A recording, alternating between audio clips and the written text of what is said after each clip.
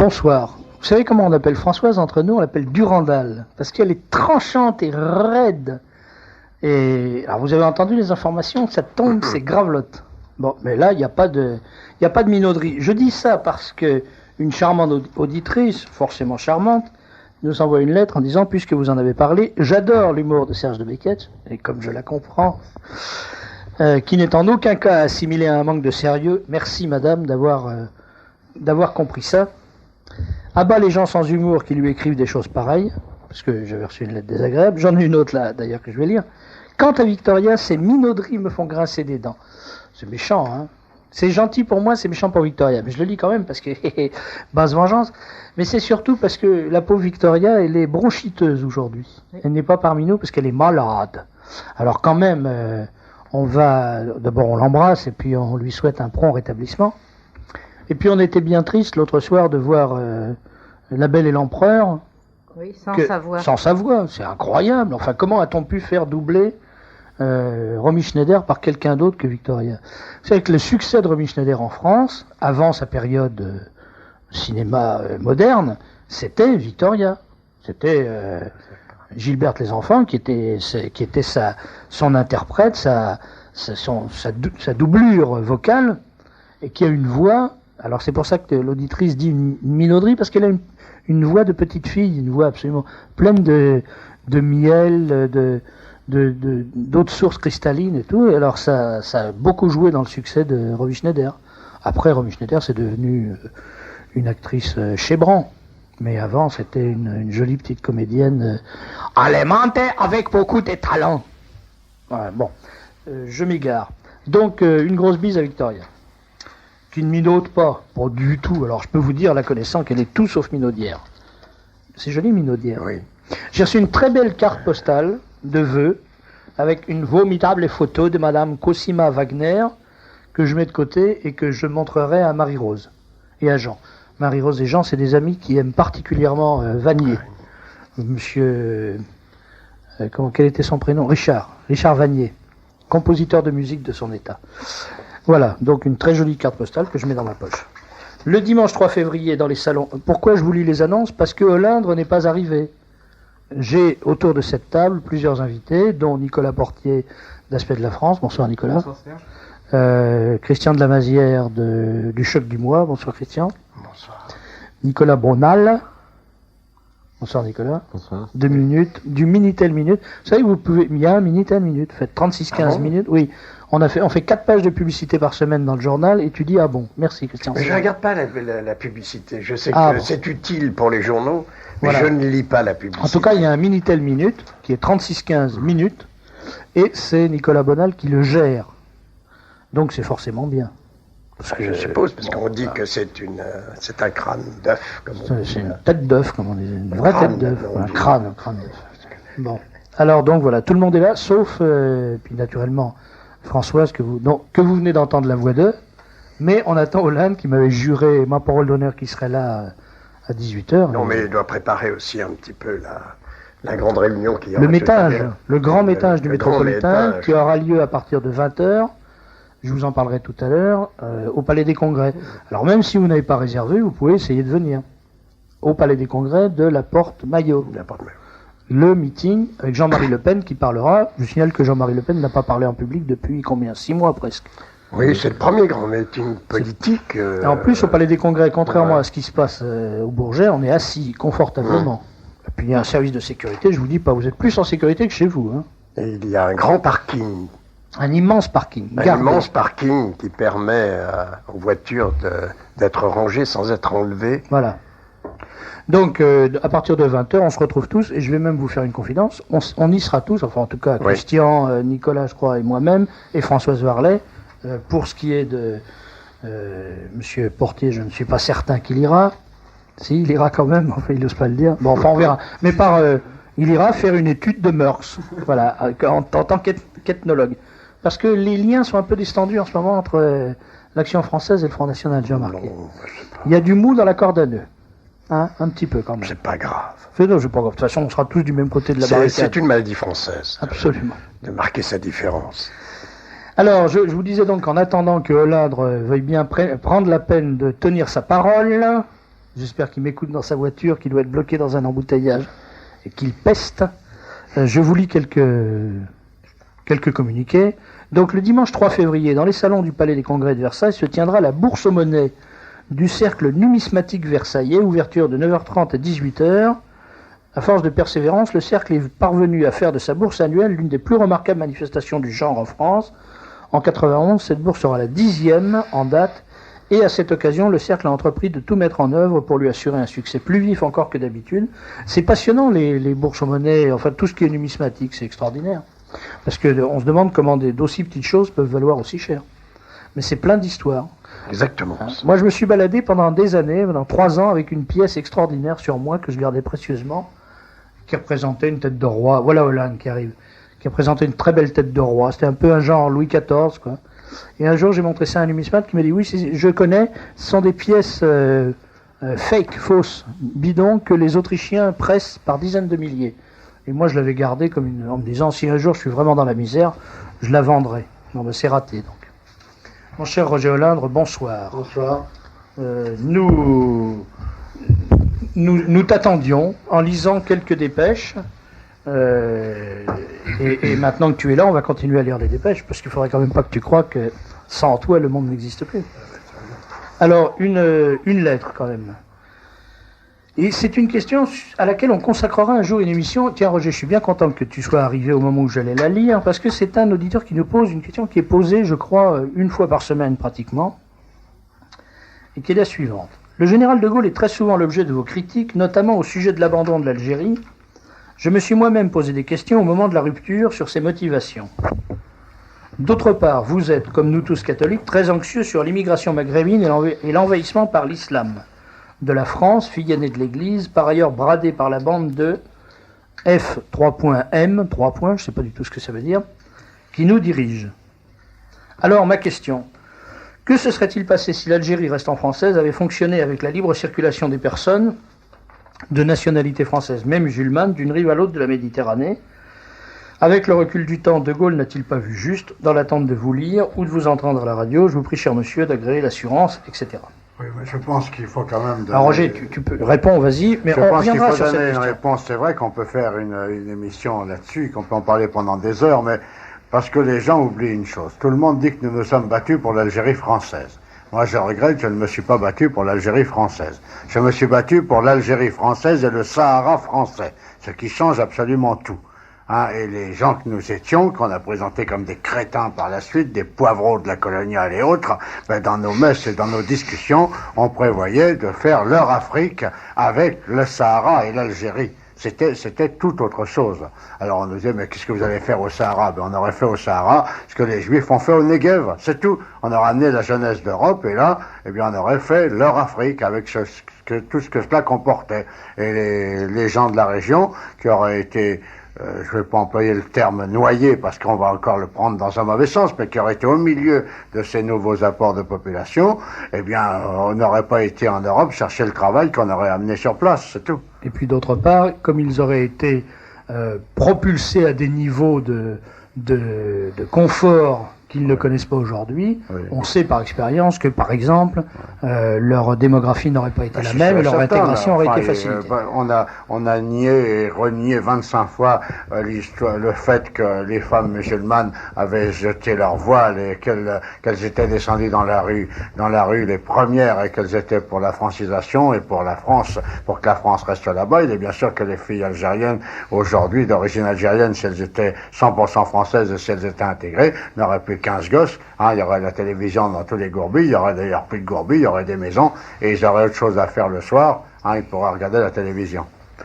Voilà, mais ça c'est un survol de la question, on y reviendra, on fera une émission spécialement là-dessus. Et si l'Algérie était restée française? Je vous invite d'ailleurs à écouter la deuxième partie de l'émission, car Roger, au début de sa réponse, vous a dit qu'il était pour le Sahara français, et la deuxième partie de l'émission est consacrée à un entretien d'1h30 avec Euloge Boissonnade, qui est un grand journaliste, qui est un journaliste de radio, qui a fait de la radio pendant 40 ans, et qui a écrit, il y a maintenant une dizaine d'années, un livre qu'il vient de reprendre entièrement et de refondre entièrement, qui est consacré à Konrad Kilian. Vous savez qu'on avait l'intention de faire une émission sur Conrad Killian depuis longtemps. Le personnage est fascinant, c'est l'homme qui a découvert par sagesse, par science et par intuition que le Sahara était un formidable réservoir de pétrole qui pouvait assurer l'indépendance énergétique de la France. Il s'est battu pendant des années pour essayer, pendant au moins 20 ans, pour essayer de faire reconnaître la validité de cette conviction par la classe politique française. Il s'est heurté à la bassesse, à la sottise, à la malhonnêteté des politiciens français et à l'ignominie de l'intelligence service et des services spéciaux britanniques, et surtout à l'abjection totale des pouvoirs du lobby banco-pétrolier ou pétrolo-bancaire. Il a fini par en mourir. On ne sait pas bien s'il est mort de chagrin, de douleur, c'est-à-dire s'il s'est suicidé ou s'il a été assassiné. Il faut lire le bouquin, le formidable bouquin de Loge Boissonnade pour se faire une conviction. Loge Boissonnade a le talent, l'intelligence et l'honnêteté de ne pas conclure lui-même, mais je crois que quand on a lu son livre, on peut très bien conclure tout seul que Conrad Killian était un authentique héros français, un héros de la science française, et qu'il n'est pas mort tout seul. Et en plus, c'était un seigneur, et Boissonnade le raconte bien dans son livre, quand il arrivait sur son chameau blanc au milieu des tribus qui le respectaient. Et aujourd'hui, justement, avec cette affaire du Golfe, où on doit défendre absolument les intérêts des États-Unis et les intérêts anglais, je me demande si on se souvient qu'eux, ils sont pas mal foutus de nos intérêts à nous, et que Leclerc pensait que la France devait rester au faisant, et c'est bien les anglo-saxons qui nous ont fait chasser par les compagnies pétrolières. Voilà, il faut quand même pas oublier que c'est 2 jours après avoir donné des ordres pour que dans le golfe de Smyrne soit gardé, préservé le débouché du pipeline qui devait apporter le pétrole du faisan, que Leclerc a été tué dans un accident d'avion quand même qui tombait, si j'ose dire, à pic. Maître, je reprends les informations d'ordre général, les annonces. Maître Jean-Baptiste Biaggi, avocat à la Cour, ancien député, représentera le Front National à l'élection sénatoriale, il faut que je parle plus lentement, à l'élection sénatoriale du dimanche 10 février 91, élection consécutive au décès de M. Pierre Bourgine. Voilà encore quelqu'un dont on parlera un jour peut-être avec nos amis de Valeurs Actuelles, qui était un grand patron de presse, un grand bonhomme de presse, que j'ai eu l'honneur de bien connaître. Je veux dire qu'on n'était pas très amis, mais j'avais beaucoup d'admiration pour lui. Maître Biaggi a désigné M. Pierre Durand, directeur de Présent, comme suppléant. Alors, ce soir, je vous le rappelle, au Palais des Congrès, à partir de 20h, vous pourrez voir et entendre, outre Jean-Marie Le Pen, qui fera son grand discours de rentrée et d'actualité, Serge Martinez, directeur de Minute et candidat du Front National dans le 15e arrondissement, Marie-France Tirbois, députée du Front National de l'Eure-et-Loire, il avait raison, Philippe, la semaine dernière, c'est bien l'Eure-et-Loire, et puis on verra Dafos, qui est la grande surprise, il faut bien le dire, la grande surprise médiatique, parce que nous on savait depuis longtemps, mais visiblement les médias n'avaient pas compris, de dimanche dernier, puisqu'il a obtenu un score de près de 30% à Clichy-sous-Bois, il sera présent, et Jean-Baptiste Biaggi et Pierre Durand qui seront présents également au début de ce congrès. Le Front National de la Jeunesse communique que le vendredi 25 janvier 91, c'est-à-dire après-demain ou demain pour ceux qui nous écoutent jeudi à 20h, à la salle des agriculteurs 8 rue d'Athènes 7508 Paris métro Saint-Lazare, de jeunes orateurs parisiens et leurs invités prendront la parole avec Martial Bild et Roger Olindre. Roger, je savais pas que tu étais un jeune orateur parisien, voilà. Je suis content de l'apprendre. Pour dénoncer le laxisme qui met notre pays à la décadence et à la ruine. Alors je rappelle que c'est salle des agriculteurs 8 rue d'Athènes à 20h le vendredi 25 janvier. Quoi d'autre encore? Pardon, je fais tomber les papiers. Le centre, ça c'est beaucoup plus important que tout, je vous le dis tout de suite. Le centre Henri et André Charlier vous remercie de bien vouloir assister à la conférence de Serge de Beketch, la désinformation triomphante, qui aura lieu le jeudi 31 janvier, c'est-à-dire la semaine prochaine, pas demain, mais la semaine prochaine, jeudi 31 janvier à 19h30, amphithéâtre de la FACO, 115 rue Notre-Dame-des-Champs, Paris 6e, métro Port-Royal, table de librairie, participation aux frais 30 francs. Je suis toujours étonné de savoir qu'il y a des gens qui sont prêts à payer 30 francs pour venir m'écouter. Mais enfin, après tout. Donc voilà, je ferai une conférence sur la désinformation. Ce qui est vraiment le sujet du jour. Ouais. C'est d'ailleurs le sujet du dernier numéro du numéro de Minute qui est paru ce matin, l'arme du mensonge. Notre Victoria étant bronchiteuse, nous n'avons pas reçu National Hebdo, je ne peux donc pas vous dire quel est son titre, puisque je ne l'ai pas vu. Est-ce que quelqu'un connaît le titre de cette semaine de National Hebdo ? Non, pas encore. Bon, alors que ça vous Je l'ai pas reçu non plus. que ça ne vous empêche pas de l'acheter dans tous les bons kiosques à journaux. Tiens, mercredi 23 janvier, grand meeting de Jean-Marie Le Pen en soutien à Serge Martinez, candidat à l'élection législative partielle de Paris à 20h au Palais des Congrès de la Porte-Maillot, mais ça j'en parle même pas. C'est juste pour mémoire qu'on le dit. En raison de la fermeture des bureaux de vote à 20h dimanche 27 janvier, l'émission Le Club de la Presse d'Europe 1 avec Jean-Marie Le Pen est reportée à une date ultérieure. Ah bon ? Ça veut dire qu'il n'y a que Rocard qui a le droit de parler à la radio pendant les périodes électorales. Jean-Marie Le Pen, lui, il n'a que le droit de se taire. Voilà, donc il ne parlera pas sur Europe 1. En revanche, il parlera à Lyon le jeudi 24 janvier 91 pour soutenir Alain Breuil. Jeudi, c'est demain. Je ne pense pas que vous aurez le temps d'aller à Lyon, mais enfin, si vous avez le temps, descendez donc. Et Alain Breuil et Bruno Gollnisch, candidat de la 2e circonscription. Tiens, le Centre André et Henri Charlier vous remercie de bien vouloir annoncer la conférence de Serge de Beckett sur la désinformation triomphante, jeudi 31 janvier à 19h30, à l'amphithéâtre de la FACO, 115 rue Notre-Dame-des-Champs, à partir de 19h30, c'est ça. Il me semble que j'en ai déjà parlé, non ? Oui, il me semble. Oui, toi aussi. Lundi 28 janvier 91, Jean-Marie Le Pen, on parle que de lui dans cette émission, et l'invité de Jean-Pierre Elkabbach, quelle chance il a, sur Europe 1 à 8h20, du matinal. Je vous signale, on en reparlera avec l'auteur, avec les auteurs, la parution d'un bouquin qui est une idée formidable, qui est le guide Argus du livre politique sous l'occupation. Bergeron. Alors c'est signé Agathon et Wulfran-Maury. Oui. C'est bien. Alors c'est formidable, c'est un document extraordinaire d'abord parce qu'il y a à peu près l'exhaustivité, on dit ça, de ce qui est paru pendant l'occupation. Et Christian, tu peux peut-être nous en dire un mot. Non, mais je ne l'ai pas entièrement lu, mais en grande partie, d'abord parce que un des auteurs est un ami précieux, c'est-à-dire un ami de grande qualité. Et je dois dire qu'il a fait un livre tout à fait que l'on doit avoir dans sa bibliothèque parce que c'est une référence permanente. Ah oui, je crois. On ne dit pas assez d'ailleurs que dans notre droite, puisqu'on nous met toujours un signe singulier, dans notre droite il y a une qualité d'auteur de livres de référence qui servent à nos adversaires bien souvent, et même trop souvent, parce qu'ils sont bien faits, bien documentés, et d'une objectivité sur laquelle il est difficile de revenir.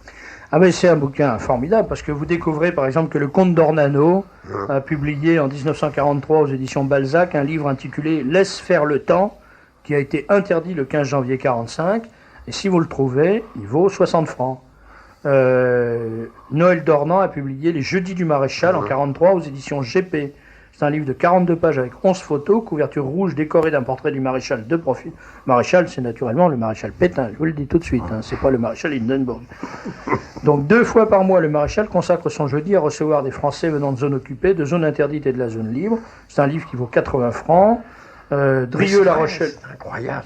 Les prix sont... C'est extraordinaire. Drieux-La Rochelle, nationaliste de formation influencé par l'Action française, s'associe à son ami Emmanuel Berle pour faire paraître une revue pamphlétaire les derniers jours. À partir de 1934, il se programme fasciste. En 1936, il est le chef de file des intellectuels ayant rejoint Jacques Doriot au PPF. 2 ans plus tard, il rompt avec Doriot et prend la direction de la nouvelle revue française de Gaston Gallimard. En 1942, il renoue avec Doriot. Il se suicide le 15 mars 1945, laissant derrière lui une œuvre littéraire de premier plan. Alors donc, il a publié Écrits de jeunesse chez Gallimard, 286 pages, qui reprend des textes publiés entre 17 et 27, chroniques, choses vues et nouvelles. Il reprend Interrogations, Fonds de cantine, La suite dans les idées, Le jeune européen et Défense de sortir. Ça vaut 300 francs ce livre. Puis il y a tous les autres livres de Drieux, le Gilles par exemple, qui vaut 300 francs dans son édition rééditée après la guerre. C'est extraordinaire. Il y a tout ce qu'on peut imaginer. Par exemple, je tombe sur une petite brochure sans date, mais probablement de 42, qui s'appelle Djibouti vous parle, qui est édité par le secrétariat d'État aux colonies, 64 pages d'illustrations, photo Karine Quarto, résumé des principales émissions de Radio Djibouti du 15 août au 5 novembre 41. Djibouti refuse de se livrer à l'Angleterre et reste fidèle au maréchal. Donc, à travers ce livre qui est un guide Argus, vous faites une plongée formidable dans l'histoire de la presse et de l'édition pendant l'occupation. C'est publié par, si je ne m'abuse pas, et je crois que je ne m'abuse pas, vu l'allure du livre, notre excellent camarade, je voudrais pas dire de bêtises, notre excellent camarade du cercle franco-hispanique, dont le nom décidément ne veut pas me revenir en tête, et donc je vais m'abstenir de le dire. On va m'appeler pour me dire ça tout de suite, parce que j'ai un blocage, vous aussi visiblement. Voilà, c'est ça. Donc, c'est pas grave. En tout cas, c'est publié par le Cercle franco-hispanique, boîte postale 33 716, 75 767 Paris, CEDEX 16. Et c'est vraiment le catalogue des livres et brochures parus en langue française pendant l'occupation avec toutes les cotes. C'est un travail formidable. Fantastique. Formidable travail d'historien. Un travail de fourmi. D'historien de base. C'est avec ça que les historiens, après, vous font des analyses de 800 pages sur la presse pendant l'occupation. Voilà. Le Sahara et son pétrole, on l'a bradé. Maintenant, il faut se laisser tuer sur l'autre. C'est curieux, non? Ça, c'est un avis d'auditeur, et ça sera le sujet de la deuxième partie de l'émission. Mais ça va être aussi le sujet de la première partie, parce que j'ai donc autour de cette table messieurs Portier, Olindre, Lamazière et Bonal, avec lesquels nous allons essayer de voir quelles leçons, quels enseignements on peut tirer de la situation présente. Avant, je voudrais quand même vous donner connaissance d'un communiqué qui a été publié par Roger Olindre et le Cercle national des combattants, et qui va, je pense, situer le débat. La crise du Golfe qui vient de déboucher sur une guerre qui risque de chambouler la face du monde semble avoir trouvé ses champions. Les antimilitaristes, les porteurs de valises du FLN, les amis de M. Chevènement qui disait hier « l'armée ça pue et ça rend con », ceux qui, comme le ministre de la Défense, voulaient l'encadrement politique des armées et leur soumission opérationnelle au peuple souverain, l'actuel président de la République lui-même, qui, député lors de l'affaire de Colvézi, se précipita à la tribune de l'Assemblée et annonça « les avions transportant nos parachutistes ont quitté la Corse », avertissant ainsi l'ennemi, tous les déserteurs, les réformés pour débilité mentale, comme M. Julie, tout ce beau monde découvre aujourd'hui que nos soldats, marins et aviateurs sont beaux, motivés et respectent leurs contrats envers le pays. Quelle ignominie, quelle honte! Ces gens de gauche feraient mieux de se taire, tout comme les donneurs de leçons de la droite molle, qui, politicards avant tout, essayent de faire croire que ceux qu'ils appellent l'extrême droite, et qui ont clamé dès le départ que la France n'avait rien à faire dans ce gouffre, sont aujourd'hui à ranger dans le même panier que les marxistes. Le Cercle national des combattants s'élève, avec la plus extrême énergie, contre ceux qui mentent aux Français, qui falsifient l'histoire, qui tronquent les informations, qui profitent des médias qu'ils ont monopolisés pour influencer l'opinion publique, toujours versatile, et l'amener à croire que la France a des intérêts à défendre en se plaçant au nom des droits de l'homme sous les drapeaux des émirs et des rois du pétrole, souverains féodaux et esclavagistes. Le Cercle national des combattants, regroupant des milliers de femmes et d'hommes ayant payé de leur chair et de leur sang la défense de la patrie, déclare que tout en se rangeant de façon massive et patriotique derrière nos soldats, il dit oui à l'armée française et soutient son combat, mais non au socialisme et à ces hommes qui auront déclaré toutes les guerres jusqu'à ce jour. Le CNC souhaite la fin rapide de cette guerre et le retour de nos soldats pour remplir la seule mission réelle qui leur incombe, la défense de nos frontières et l'intégrité du territoire national. Alors c'est un communiqué qui m'a d'autant plus frappé qu'il il recoupe très exactement le dernier éditorial de Serge Martinez dans Minute cette semaine, qui dit précisément la même chose. C'est-à-dire, cette guerre n'est pas la nôtre, mais les soldats qui la font sont les nôtres, et par conséquent, bien que nous soyons radicalement hostiles à la politique qui a provoqué l'engagement de la France dans cette guerre, nous soutenons sans aucune hésitation et sans aucune arrière-pensée les soldats qui se battent, mais nous demandons qu'ils soient ramenés en France, parce que c'est en France que la question se pose de façon de plus en plus aiguë à mesure que les heures passent, et non pas en Arabie Saoudite, où nos armes et nos soldats sont bafoués, méprisés, attaqués et déshonorés. Alors voilà, on me donne le titre de National Hebdo, mais c'est celui de la semaine dernière, coup de poignard dans le dos, c'est un peu le sujet C'est le coup de poignard dans le dos de nos armées. Mais c'est celui de la semaine dernière. Ce que je demandais, c'était le titre du numéro qui va sortir. Moi, ce qui m'étonne quand même, si on peut commencer un peu ce débat sur la désinformation, c'est que il est quand même assez étonnant d'entendre ce que l'on entend, de voir à la télé ce que l'on voit. Enfin, on se croit, c'est pire que Timisoara. Tous les gars, les manches retroussées, ils libéraient la Roumanie. Aujourd'hui, ils font la guerre. Bon, moi, je crois que nous l'avons dit, nous le répétons, bien que les autres se refusent à l'écrire et à le clamer avec nous, que nous sommes derrière nos soldats, puisque nous avons été mis dans une situation difficile. Nous étions contre cette guerre, mais dès l'instant où l'armée française est engagée, nous sommes derrière l'armée française. On n'a rien à voir, nous, avec les pacifistes, ni avec les communistes qui sabotaient le matériel ou qui trahissaient l'armée française au combat. Mais ceci ne doit quand même pas nous faire oublier une chose. J'entendais encore hier soir des soi-disant spécialistes qui ont peut-être raison malheureusement, parce que cela je l'ai écrit depuis longtemps, disant qu'il n'y avait pas de relève possible pour nos 10 000 hommes qui sont sur le terrain. Alors l'infanterie française c'est 258 000 hommes. Et nous avons 10 000 hommes sur le terrain. Et nous avons une force d'action rapide qui a été prise sur ces 258 000 hommes. Une force d'action rapide qui fait 47 à 50 000 hommes. Et nous en avons envoyé 10 000 avec Dieu sait combien de problèmes. Il a fallu racler tous les fonds de tiroir de l'armée en France, de l'armée en Allemagne. Il a fallu enlever des matériaux de tir de nuit sur tant ou tant de chars enfin tout ça, ça ressemble à quoi? Nos 2 porte-avions étaient à la casse au moment du commencement de la crise. Nous avons dû, pour transporter nos 10 000 soldats, traiter avec la CGT. La marine n'avait pas de quoi transporter tout ça. Alors on me dit, mais on a des battrales, on a 2 battrales, on a un transport. Bon, mais lorsqu'on a fait une force d'action rapide, je peux d'autant plus, moi, poser cette question aujourd'hui que nos amis oublient quand même que nous avons été députés et que nous avons été, moi-même, avec Jean-Pierre Revaux, avec Pierre Sergent, avec Perra, avec Porte de la Morondière, nous étions 5 députés du Front National à la Commission de la Défense Nationale. Et moi, je suis monté au créneau à 20 reprises.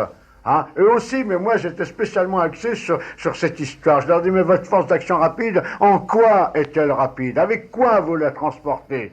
Pour faire Colvézi, il a fallu emprunter des avions aux Américains. Pour demain aller n'importe où, il faudra demander l'autorisation des Américains ou l'aide des Américains. Avec quels avions allez-vous les transporter? Avec quels bateaux allez-vous transporter? On nous riait au nez, on ne nous répondait pas. Alors, où sont passés les crédits de la défense nationale? Ça fait des décennies qu'on dépense des milliards. Où est passé cet argent? Je ne parle pas, bien sûr, des bakchiches touchés par tous ces messieurs grâce à l'armement qu'ils ont vendu à M. Saddam Hussein. Parce qu'enfin, on semble oublier ça. Mais moi, je me bats pour qu'on demande des comptes à ces gens-là. Ils croient vraiment que demain, on ne va pas leur demander des comptes? Mais je me bats, moi, pour qu'on demande des comptes. Où est passé l'argent de la défense nationale, puisque nous ne pouvons pas aligner aujourd'hui plus d'une vingtaine de Mirages en raclant partout. Je crois qu'on va en aligner une quarantaine, mais ce sont des avions qui datent de 1970. Bravo, félicitations à nos pilotes de faire voler des tas de ferrailles pareilles. Mais le restant, les blindés, je répète, j'attends qu'on me démonte, il a fallu racler tous les fonds de tiroir pour avoir des blindés à roues en nombre assez conséquent pour partir. Et il a fallu enlever les pièces nécessaires pour le tir de nuit.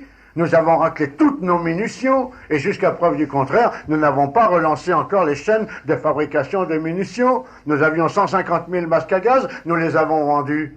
Nous les avons vendus aux Saoudiens et qu'on m'arrête à la sortie si ça n'est pas vrai. Nous les avons vendus aux Saoudiens. Au même titre que tout ce qu'a M. Saddam Hussein aujourd'hui, le fameux nouvel Adolphe, c'est nous qui lui avons vendu. Nous avons fabriqué spécialement des engins qui permettaient à Saddam Hussein de mettre les exocets sur les avions, les Mirages qu'on lui livrait. On lui a prêté et loué location-vente, comme Mattei loue des bagnoles. On lui a loué 5 super étendards venant de nos porte-avions. On a fait 50 livraisons d'uranium enrichi à M. Saddam Hussein. Ce qu'il faut ajouter, Roger, si tu me permets de te couper une seconde, c'est que Saddam Hussein n'a rien payé, il n'a fait que verser des pots de vin aux intermédiaires, pots de vin qui ont été reversés aux partis politiques qui étaient au pouvoir au moment où ces opérations ont été menées, si bien que la France a livré gratuitement pour 25 milliards de dollars de matériel militaire à Saddam Hussein, lequel Saddam Hussein a reversé le centième de cette somme à des partis politiques qui étaient au pouvoir à l'époque. Et il n'a jamais payé le principal. C'est sûr. Alors, nous étions contre cette guerre. Bon, et aujourd'hui, je le dis bien fort, moi, j'aurais pu, je partais, moi, je m'en fous, moi, je laissais tout tomber, je partais, manque de peau, je n'ai plus l'âge pour partir, mais je me sens vraiment aux côtés des soldats qui feront leur boulot, qui le feront sérieusement. Nous ne voulions pas cette guerre. Bon, ils ont envoyé ces unités, mais nous, on peut quand même leur demander comment. Vous osez dire qu'il n'y a pas de relève possible? Vous osez le dire qu'il n'y a pas de relève possible sur une armée où rien que l'infanterie fait 258 000 hommes. Il n'y a pas de relève pour relever 10 000 hommes. Et si demain il y a de la casse? J'ai l'impression qu'on est en train de créer une armée leurre. Les Irakiens utilisent des cibles leurres pour tromper les pseudo-super-cerveaux des missiles américains. Et la France a des super-cerveaux qui ont créé une armée leurre. Effectivement, on dit qu'il y a 258 000 hommes et il y en a 10% ou 5% qui sont opérationnels maintenant. Il ne faut pas non plus oublier une chose, c'est que les unités qui sont parties là-bas, ces messieurs les socialistes voulaient les dissoudre. Je suis quand même étonné, moi, d'entendre, c'est ce que je dis dans ce communiqué du Cercle national des combattants, d'entendre aujourd'hui que les soldats sont beaux, ils sont dignes, mais ces gens-là leur ont craché à la gueule pendant des décennies. Oui. Et aujourd'hui, même les parents ont bonne gueule, et les légionnaires, les braves légionnaires. Mais tout ça est honteux, honteux, c'est indescriptible. Et tous ces gars de la télé et de la radio me donnent envie de vomir.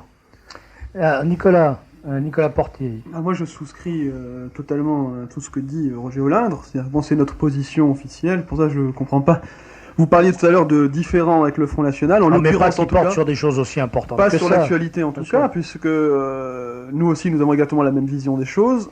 Et je crois qu'il faut aujourd'hui, en effet, tirer les enseignements. C'est-à-dire, il faut, à mon avis, pour que nous soyons plus efficaces politiquement, à mon avis, il faut que nous sachions, même si c'est difficile, ne pas systématiquement, parce que nos soldats sont engagés, même s'il est clair que nous les soutenons, même s'il est clair que nous pouvons les aimer, même s'il est clair que nous sommes avec eux, ne pas partir systématiquement parce qu'ils sont engagés dans une surenchère patriotique et nationaliste, alors qu'aujourd'hui le patriotisme et le nationalisme nous pousserait plutôt à faire désengager les forces de cet endroit du monde où nous n'avons pas des enjeux directement menacés.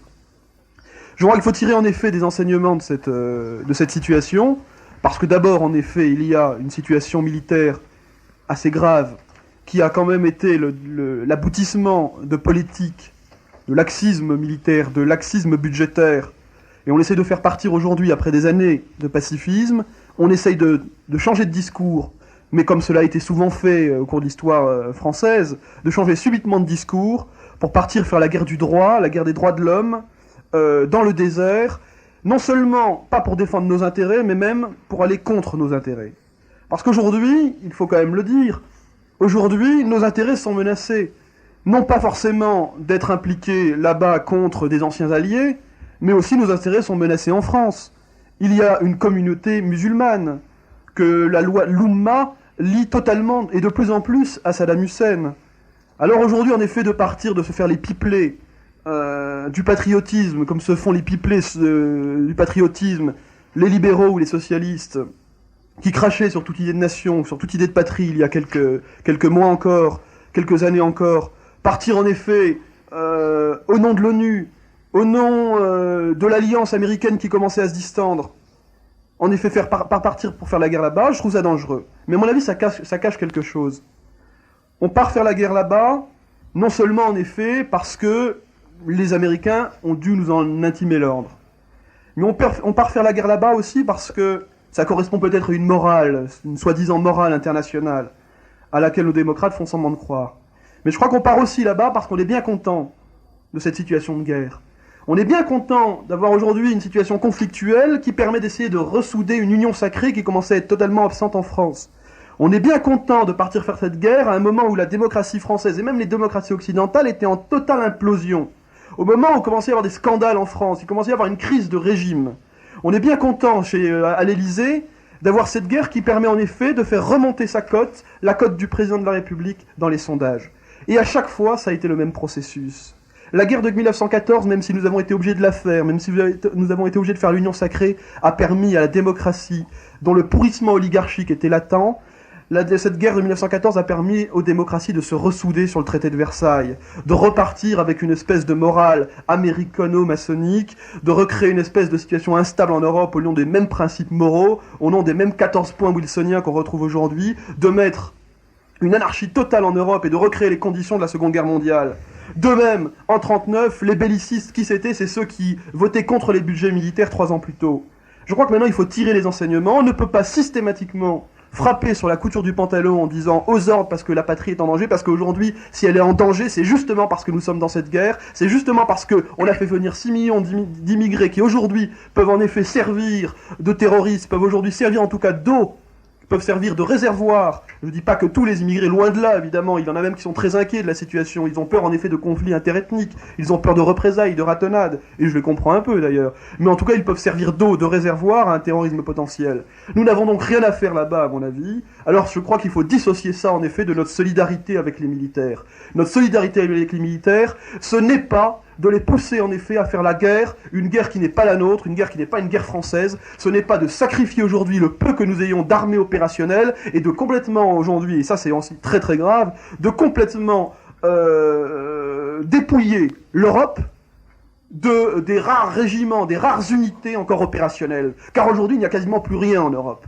Cette phare dont on parle, ce qui est presque notre seule unité, enfin notre seul dispositif valable, on envoie cette phare au Moyen-Orient, l'Europe semble totalement vidée. Les Américains qui étaient en Allemagne sont tous envoyés, il n'est pas sûr d'ailleurs qu'ils reviennent, c'est un autre problème, l'Europe est laissée totalement libre. Alors, je dis, pendant des années on nous a dit la menace soviétique, il a suffi de quelques effondrements de murs de Berlin ou autres, il a suffi de quelques images fortes, symboliquement fortes, pour que tout d'un coup tout s'effondre, comme s'il ne restait pas quand même une armée rouge, qui n'est peut-être plus marxiste, qui n'est plus communiste, mais qui est quand même une armée rouge. On le voit en Lettonie, on le voit en Lituanie, on a envoyé toutes nos forces là-bas, il ne reste plus rien en Europe. Alors je dis que cette guerre non seulement est une guerre qui ne correspond pas à nos intérêts, mais qui va même contre nos intérêts. Merci Nicolas Portier. Alors on vient d'entendre en quelque sorte je dirais la position de l'Action française, et puis l'analyse d'un journaliste d'Aspect de la France. On a entendu... Je ne suis pas journaliste. Pas journaliste, non. Un des responsables de l'Action française. On a entendu tout à l'heure la position de Roger Olindre, qui représente peu ou prou la position du Front National, plutôt prou que peu d'ailleurs. Ouais.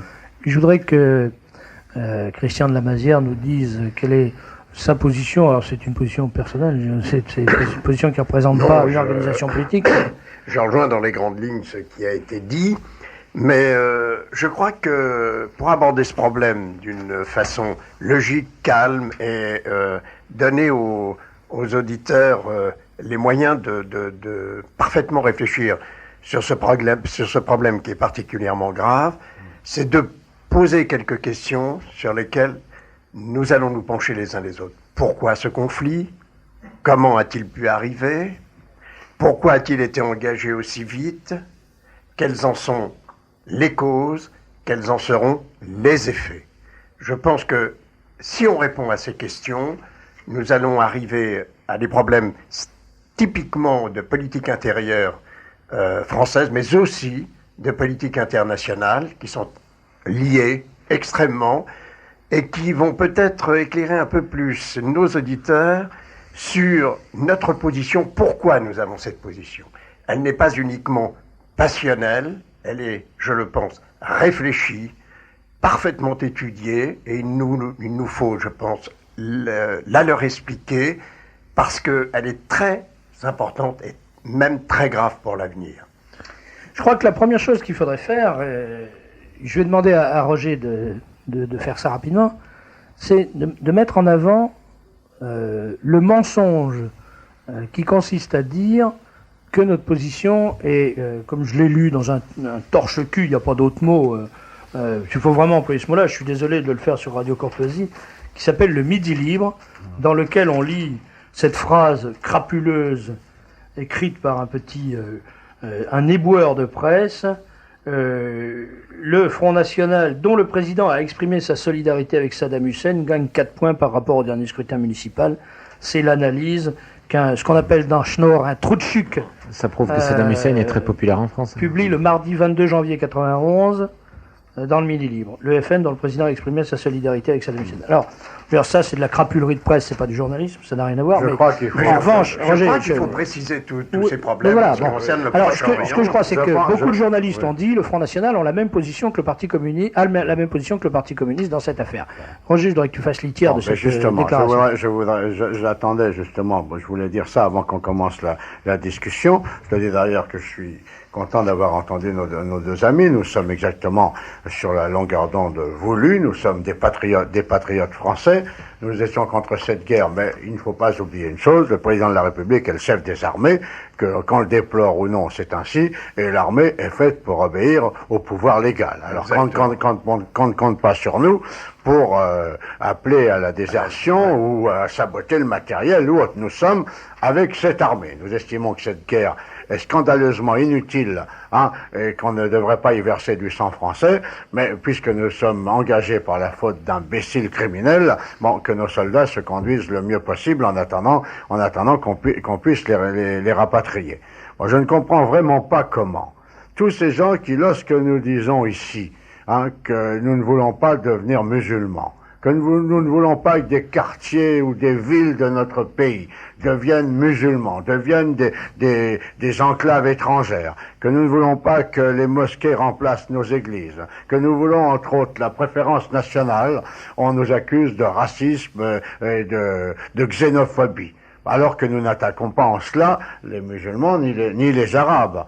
Et eux, tous ces gens aujourd'hui, attaquent les Arabes de façon absolument ignominieuse. Moi, je n'ai rien contre le peuple arabe ou contre les musulmans de la planète. Je pense que chez eux, ils peuvent faire ce qu'ils veulent. Ce que je ne veux pas, c'est que mon pays devienne musulman et que des étrangers, musulmans ou non d'ailleurs, foutent le cirque chez moi. Mais chez eux, ils peuvent régler le problème. Alors je pense que dans cette discussion, qui peut être longue, dans les exposés et les réalités de cette guerre, on pourra donner à nos amis qui nous écoutent un certain nombre de vérités, leur expliquer pourquoi et un certain nombre d'éléments. Oui, par rapport à ce que disait Roger, que vous disiez tout à l'heure, il y a un lien à faire, c'est qu'en fait nous assistons à un duel pour la possession du monde actuellement, dont je parle dans minutes, c'est le duel entre le cosmopolitisme, représenté par la clique anglo-américaine, qui avait envoyé, disait Bernanos, des poitrines françaises à l'abattoir en 14 pour la démocratie, qui les a envoyées à nouveau en 39, et qui a envoyé la France pour Suez en 56, et qui aujourd'hui nous envoie à nouveau nous sacrifier là-dessus. Donc il y a cette clique cosmopolite anglo-saxonne, qui a un certain nombre de réseaux en France, et on ne citera pas lesquels. Et il y a ce que on peut appeler le monde arabo-musulman, ou l'islam, qui est la force la plus active depuis une cinquantaine d'années.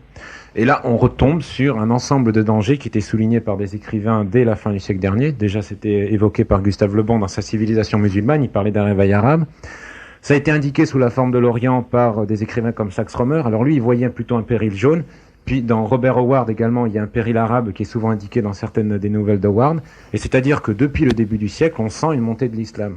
Cette montée de l'islam, elle a été rendue très nette en France par Guénon et ses disciples, comme Michel Valzan ou Charles-André Gillis, qui montre que l'islam est ni plus ni moins que la religion, c'est-à-dire que les Arabes même sont la communauté axiale qui doivent permettre le rétablissement de l'âge d'or.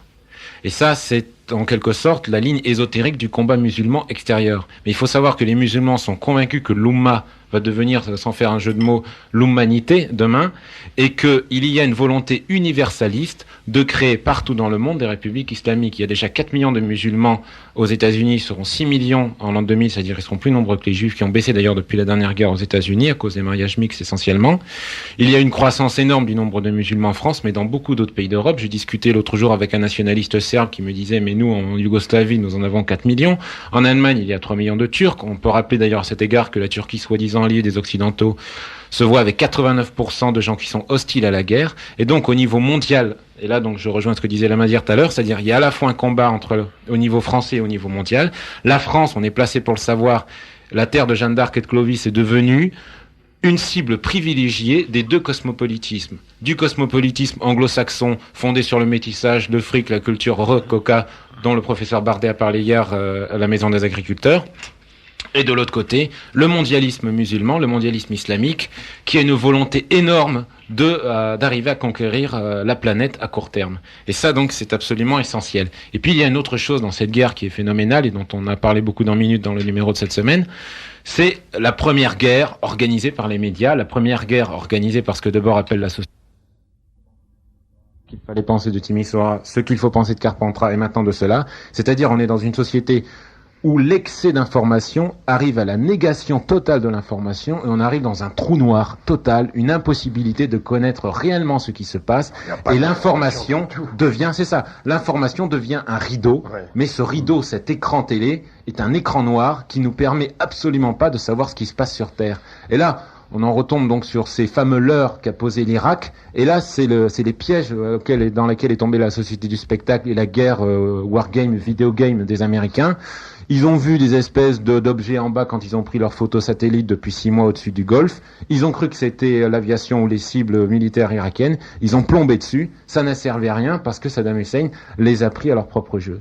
Donc, et cette guerre de la société du spectacle, on a vu donc dès le début, en août-septembre, les médias, l'événement du jeudi, FR3, etc., sèment la haine contre les Arabes. Haine contre les Arabes qui a été menée de main de maître depuis plusieurs années. D'abord par les films américains, Rambo, etc., ou les Chuck Norris, qui ont été également financés par le Cannon Group qui appartenait à des Israéliens. Haine contre les Arabes qu'on a retrouvé au moment de l'affaire Rushdie. Agression totale comme agression contre les chrétiens à la même époque sur la religion musulmane. Et évidemment, autre agression, c'était à propos de l'affaire du voile, où les médias se sont polarisés totalement dessus. On n'aurait pas à s'en plaindre nous, puisque c'est grâce à ça qu'on a remporté Dreux. Mais d'un autre côté, c'est vrai, non mais ce qu'il faut comprendre dans ce conflit qui oppose ces deux monstres, c'est que nous sommes le petit David au milieu de deux Goliaths qui vont s'affronter, au milieu de ce Fafner et de ce Fasold de la légende germanique qui sont en train de se bouffer. Nous sommes le petit Siegfried, le petit héros germanique qui attend que ces deux géants énormes s'effondrent et se battent, et nous espérons, en fin de compte, pouvoir récupérer toute cette haine et toute cette lutte entre ces deux géants, et être ceux qui transformeront Dreux local en un Dreux national, et pouvoir profiter de cet effondrement. Et c'est ce qui est en train de se passer, puisque les journalistes sont en train de découvrir que les musulmans ne sont pas sur la même longueur d'onde, avant de découvrir d'ici peu que peut-être les intérêts des Américains et les nôtres n'étaient pas les mêmes.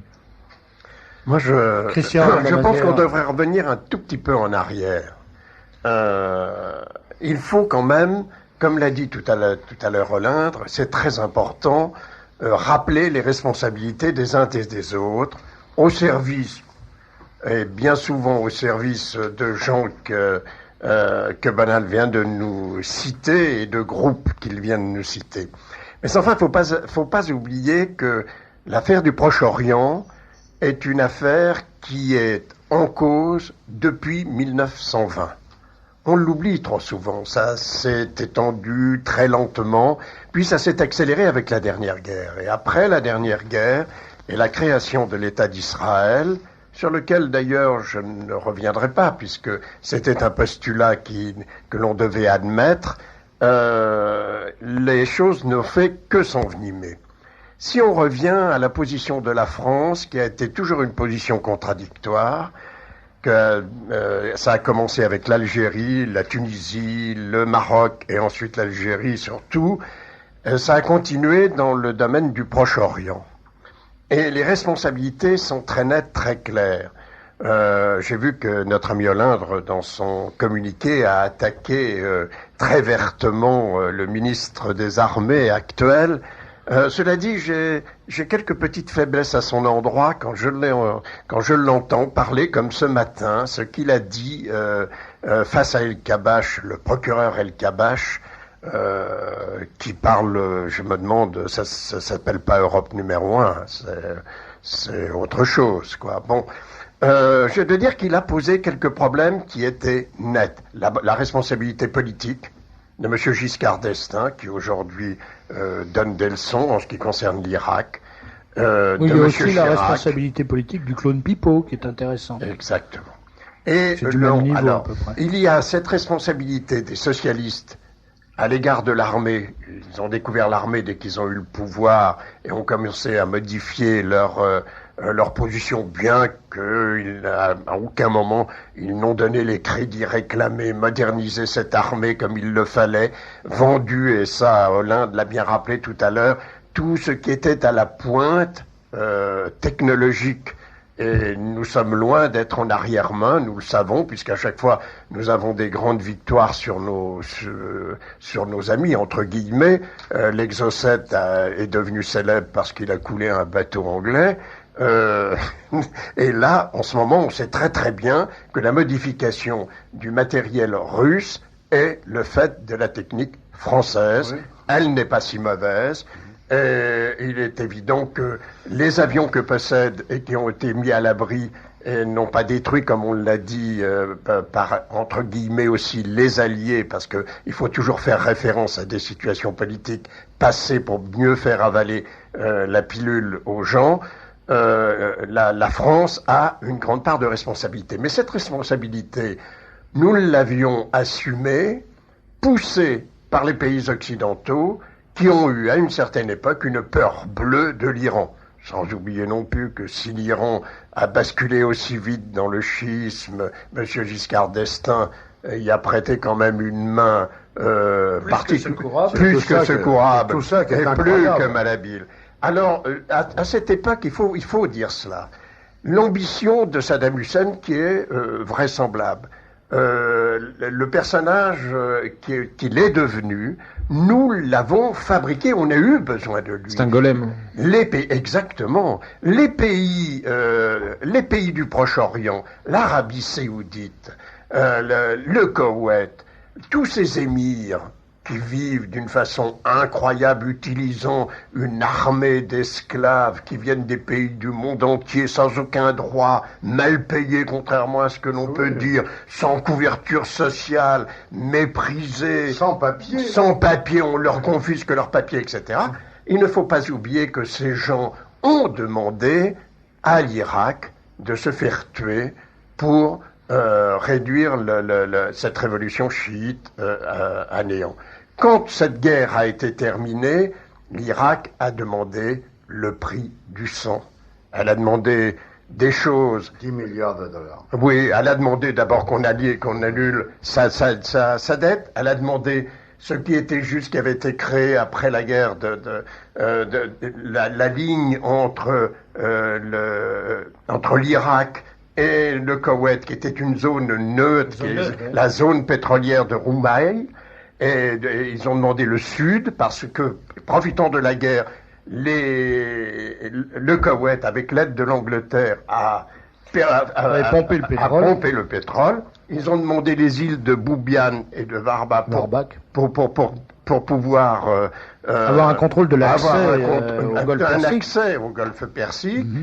Ça a été refusé. Ce qui est étonnant, nous sommes entrés dans l'histoire de guerre, alors que l'Amérique et le Conseil de sécurité, qui est tenu par l'Amérique, puisque c'est l'Amérique qui paie 80% des frais de l'ONU, le machin, comme a dit le général de Gaulle, il est bien entendu que dès le départ, il y a eu un diktat, dès le mois d'août. Il n'y a pas eu de discussion possible. Ouais. Cela dit, je pense que si on avait accepté cela, il était possible de discuter avec l'Irak.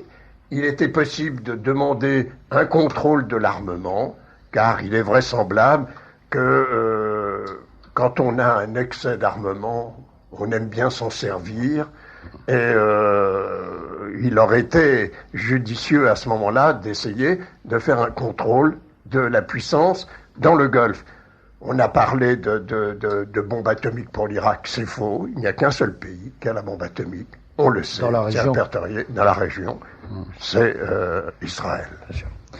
Alors, si vous voulez, je voudrais vous proposer maintenant de répondre rapidement à quelques questions d'auditeurs. Par exemple, là, on a une question qui nous est envoyée par le fax sur 46 51 21 82. c'est Tristan qui nous passe cette question. Il fait d'abord une constatation. Il dit quand un patriote détruit un faux Scud, un Scud leurre, on perd 8 millions et ça fait un patriote de moins. Quand un patriote, je rappelle que le patriote c'est le missile anti-missile, détruit un Scud réel, c'est bien, mais ça n'a rien d'extraordinaire puisqu'en fait il est fait pour ça. Quand un patriote détruit un Scud leurre pendant qu'un vrai Scud passe tranquillement à quelques kilomètres de là, c'est raté sur toute la ligne. Et alors il pose cette question, mais quand un patriote détruit un vrai Scud armé d'une tête chimique ou bactériologique, qu'est-ce qui se passe? Est-ce que les gaz chimiques ou les bactéries sont volatilisés dans l'atmosphère, ou bien est-ce qu'ils retombent doucement sur le territoire? Ils retombent doucement sur le territoire. Alors, dit-il, nous le savons. Si ma supposition qui correspond à ta réponse est vraie, cela voudrait dire qu'une fois de plus, on nous raconte des bêtises et que le super gadget patriote n'est qu'un leurre politico-médiatique. Mais dans quel but ce mensonge? C'est pas un leurre médiatique. Je ne pense pas. Je crois que Hollindre, qui est quelqu'un qui est très très au fait de l'armement moderne, pourra le dire. Non, d'abord, je crois qu'il faut poser le problème tel qu'il est.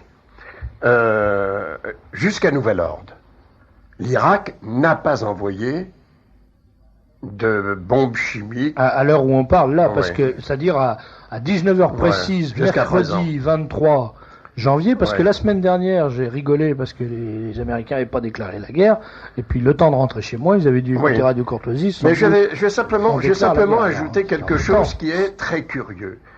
Nous avons, quand des choses aussi graves arrivent, nous avons toujours, en France en particulier et en Amérique, une certaine analyse très hautaine et qui devient souvent superficielle en ce qui concerne les qualités de nos adversaires de pouvoir juger eux aussi de ce qu'ils peuvent faire.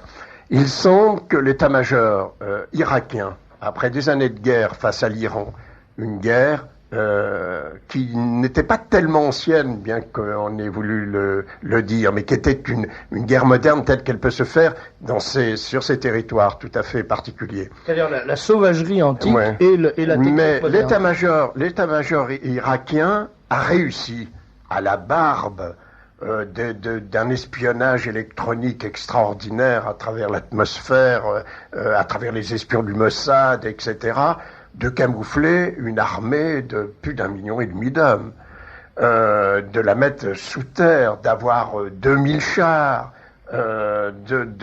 d'avoir réussi à soustraire une partie de son aviation à l'adversaire.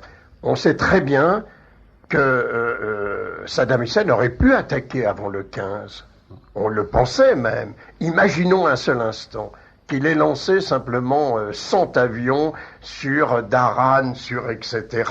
C'était un véritable désastre. Alors on peut constater une chose, je ne prends pas la défense de Saddam Hussein, mais il est quand même un peu drôle et un peu curieux, quoi, un peu malsain, la façon dont les médias le présentent toujours comme étant diabolique. Il a attendu que les autres l'attaquent. Je crois que ça, il leur a mis, comme l'a dit Bonal tout à l'heure, que des leurres sous le nez.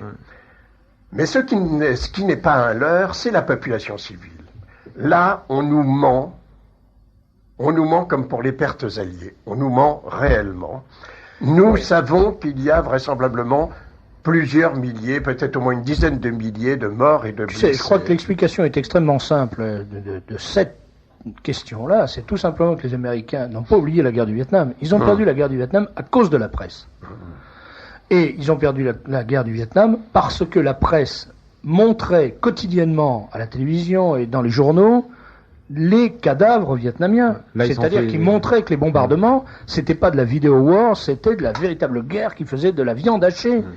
Et si bien que l'opinion publique mondiale a fini par se dresser contre cette guerre, qui est une guerre qui tuait des gens, parce qu'on le voyait. Et ils se sont dit, les Américains, l'état-major américain, le Pentagone, a fini par se dire, c'est plus possible, il ne faut pas qu'on voit que la guerre tue. Si bien que dans les premiers jours de cette guerre, tout le monde a cru que c'était un vidéo game, un jeu vidéo, et les Américains appellent ça Nintendo War.